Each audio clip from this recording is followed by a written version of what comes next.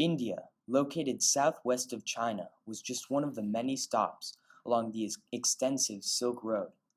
As a result, there was heavy sea trade along the Gulf of Bengal. Now, the land trade routes in India generally would be towards the north of India and eventually go towards the Himalayas. As you can see in this piece, the map of India is shown around a border that is a current Indian flag. The flag represents India's place in the world. It depicts India as a blossoming society only represented in the simplicity of its flag. This was made possible due to the land providing most of its own food. India was self-sufficient in the staple food, rice, wheat, and barley. This in turn led to Indian items being heavily traded in the Silk Road. This painting of 5 men portrays the caste system and the 5 levels of the caste system as represented by the 5 men on the canvas. The first level depicts the Brahmin, who include priests and school teachers, and are also the highest ranked group in the caste system. A step down the Brahmin, we see the Kshatriya, which include the warriors and kings of the time. The man that is sitting on the third level of the depiction of the painting are the Vaishya.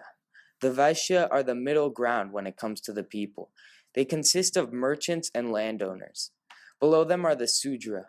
They are the commoners, peasants, and servants. But under them are the untouchables, who are the lowest class of people in the caste system, mainly those that clean up after the streets. Due to its location along the Silk Road, India was influenced by the Islamic Empire. In 1206, Muhammad's successor conquered parts of northern India and created an Islamic state known as the Sultanate of Delhi. This painting captures the symbol of Islam, surrounded by a smooth burgundy color.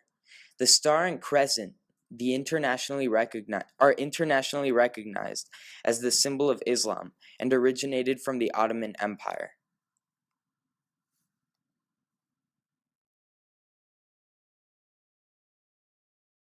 You know, this picture really speaks to me. When I was studying down in the Caribbean, I really found my passion in geology. And so this image to me represents the map and borders of India, but also how that India is one with its flag.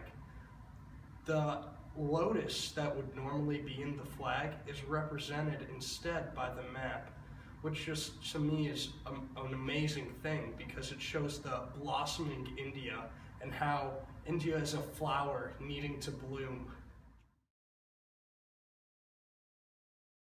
In this painting of the caste system, true artistic ability was really shown. The amount of detail put into each level of the caste system truly speaks to me.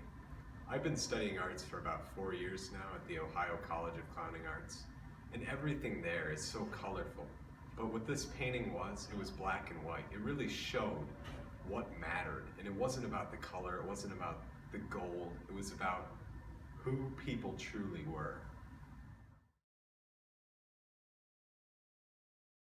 I really like this painting because you can see, the guy meditating, and it really symbolizes everything that is Hinduism. So I feel like, though it wasn't designed, as a teaching, as a method of teaching, but I feel like a lot can be learned from this painting and taken away. I, for one, studied Buddhism in Berkeley, and I feel like this painting really relates, and it all kind of comes together full circle.